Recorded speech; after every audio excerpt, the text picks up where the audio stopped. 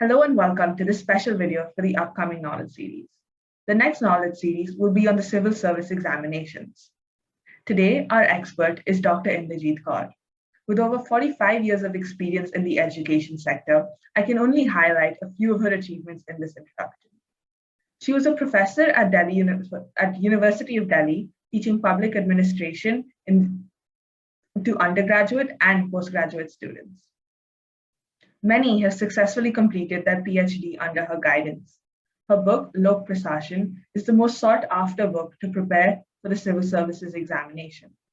She has also held many leadership positions in her 45 years. Welcome, Dr. Inderjeet Kaur. Thank you, Banna, for this generous introduction. This is very good initiative on your part. As I already mentioned, this knowledge series will be on the civil service examinations. This is a special video for this knowledge series. The main examination for the 2021 session took place on Jan 7th of this year, and the interview takes place within 40 days of this examination. And so it's only fitting for this video to be on the interview. There will be upcoming videos on the main examination and preparing for both paper 1s and paper 2 and even the preliminary examination. So, Dr. Inderjeet, for this video, we'll be discussing the interview and the personality test. So to start with, my first question is, what is the objective of the interview and what is the interviewer trying to find out about the candidate? Yes, Banna, this is the third stage of the civil service examination, which is known as interview or personality test. But here we'll be using the word personality test because it is a comprehensive word and includes, it goes beyond the interview. The objectives of the personality test are to assess the suitability of the candidate for the job. This is the in-depth screening of the personality of the person. It evaluates mental caliber of the candidates, mental alertness, what are the social traits of the personality of the candidate. If candidates is having leadership qualities, or caliber, or social cohesion qualities of social concern, how much mental alertness is there in the candidate, how he presents his views logically, is there any balance of judgment in the expression of their views, and critical thinking of the candidate. Besides this, it is also tried to find that what are the varied interests of the candidate and about the depth of these interests. So this is not to know the knowledge of the candidate only, but it goes beyond this. Besides, moreover, the whether candidate is intellectually caliber or dutifulness is there in the candidate, whether he is morally integrated, what is the moral level of the moral integrity in the candidate. So these are the various traits which are tried to judge or assess in the candidates appearing for the personality test. Yes. Wow, that's a lot that the interviewers try to know about the candidates, and it seems like a very important stage of the examination, of the overall examination. It is very intriguing, process. So I tell you, in the personality test, there is an interview board where 5 to 7 people of high level position sit. This includes professors, civil servants, retired civil servants, etc., etc., and expert of the various fields. So this is pretty. The presence of these people make the environment pretty scary. Yeah. But a candidate has to prepare himself or herself for facing this situation boldly and with confidence. So given how important this interview seems, what are the marks in this test? And is this test used to determine the rank of the candidate? Oh, yes. The total marks the personality test carries is 275. The score of this test makes part of the score of the written test examinations, main examination, for determining the rank of the candidates. As you mentioned earlier, that the candidate needs to prepare to face the panel with confidence. And yeah, so for that, could you give some tips for preparing and facing the personality test successfully? Yes, definitely. I'll try to give some tips. As I told you earlier, that this is not interview, which is confined to know the knowledge of the candidate. This is the judgment of the overall personality of the candidate. So what the candidate requires to face this interview is, to face this personality test is, first of all, articulation quality. How the thoughts of the person, how the thoughts are to be articulated and presented in front of the board. Second very important point is how logically the thoughts are being presented. Whether there is coherence or cohesiveness in the thought process, or he or she is just playing with the words. Then how far the views are presented in the rational form. Rational expression is one of the more core feature for the candidate to present one's thoughts. Interestingly, these are the various points which are to be kept in mind while presenting one's thoughts. But there is another very important aspect of the interview, what all is asked in the interview or personality test. What are the areas which will be covered? About this, but candidate has to prepare accordingly. If one knows what is going to be asked or what are the areas which are to be covered, the interview becomes easier. For this, I would like to suggest candidates that they should start from DEF. What is this DEF? This is detailed application form which they have filled up for the examination, for appearing in the examination. In this form, they have to give information from their name to their detailed profile. And each and every column of this DEF becomes the source of the question to be asked by the interview, asked during the interview. Even your name can be asked for analysis. From where you have drawn this bandhana, and what is the connection? What do you mean by this, etc. Where are you putting up? What is the place you are coming from? What is the state you are coming from? What is important features of, or why this state is popular for? how this name of your place is associated with what.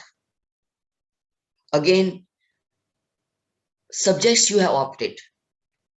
Why you have opted these subjects? Why you have opted different subjects in graduation and post-graduation, and now you have opted different subjects? So you need to be clear to answer these questions. Then what are your hobbies?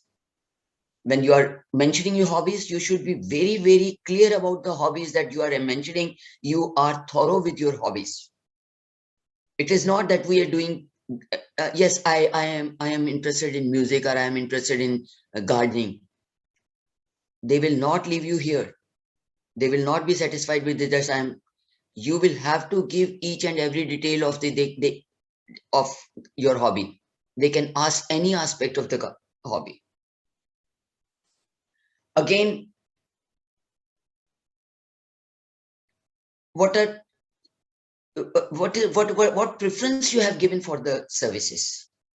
Means, first preference you have given for IAS, second IFS, then why this preference is given? Why not otherwise? And the same way, the cadre you have mentioned in the application form, whether from UP cadre or Madhya Pradesh cadre, or why you have chosen this list of cadre. So what I mean to say here, that your source of interview starts from your application form. Once you are in the process of preparing, you need to relook on this application form so that you are aware what you have mentioned in the form and what questions can be probably asked about this. You need to anticipate different questions pertaining your different informations you have inserted in the application form. Again, very important aspect of this personality test is they judge your awareness about your current affairs, both national and international level, global level. What are the burning issues,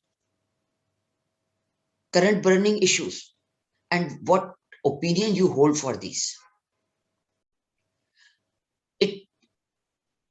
And there you need not to choose, middle path. You have to have your own determined opinion about this issue, and you need to give logic for the same. Why you are having this opinion about this subject? Besides this, actually they are not looking for from you the solution of the problem. They are trying to find out how logically and how rationally you are putting up your views. So you need to be very specific, determined, logical, coherent while expressing your thought process. Another very important point is that with whatever language you are speaking, you should be very natural. You must have noticed, usually while speaking English, they try to create a slang in their language to make a show that you are from a different background, which is very artificial, and you are immediately caught hold of it. So language should be very natural.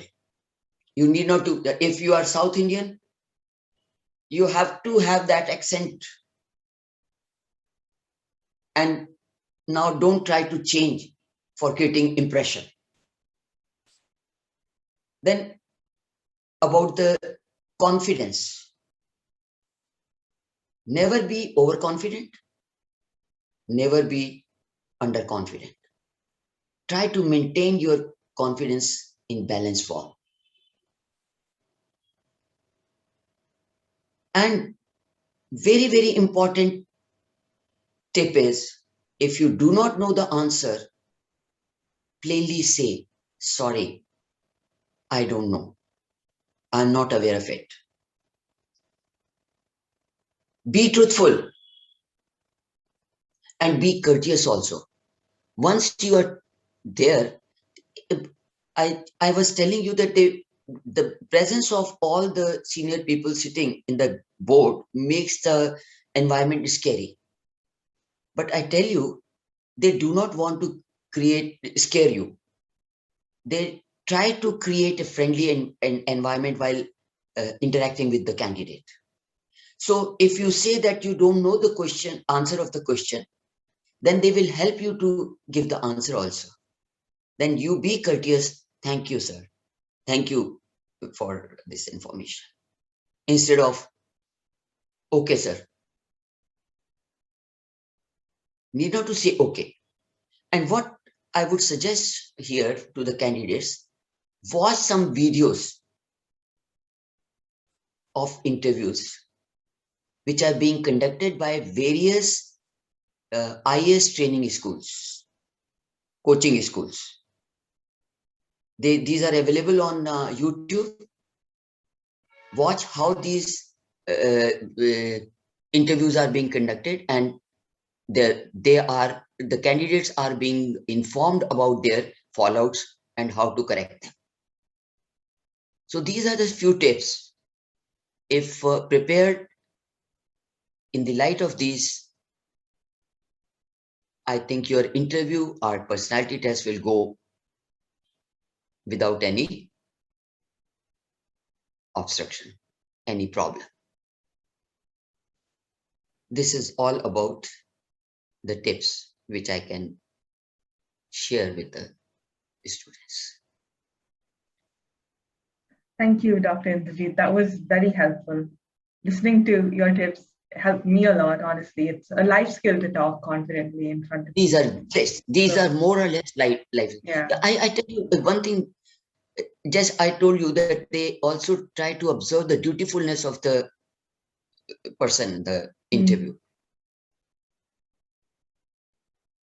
In fact, when you enter the lobby and sit with the other candidates and waiting for the your turn, your behavior is being observed minutely.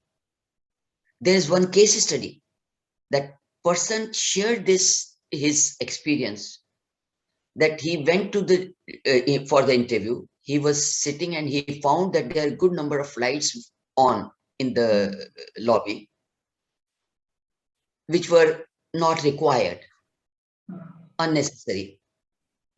And he got up and switched off few of the lights. When his turn came for the interview, he was not asked any question. He was told that your interview is over. And this fellow was a bit demoralized, that I have prepared so much and I am not being asked any question. He came with, somewhat low mood. But later on, he was informed that he is selected. And the reason was, when he was told that he was, the way he switched off the lights, it shows the concern about your environment, dutifulness, and concern about the using of the resources. So this type of person is required for the job. So it is difficult also, but it is easy also. True. That's it. Thank you, Dr. Inderjeet, again for your tips and for your time also. Thank you for taking out your time to do this interview and be in this video and also be in the upcoming videos that are going to be released. Thank you very much, Vandana, giving me this opportunity to interact with the viewers, aspirants of the IAS, the topmost job in the country. Thank you. Thank you. And with this, we come to the end of this video. And if you do have any doubts or any questions, please feel free to comment them or to send any message to any social media platform or even on the website. Thank you again.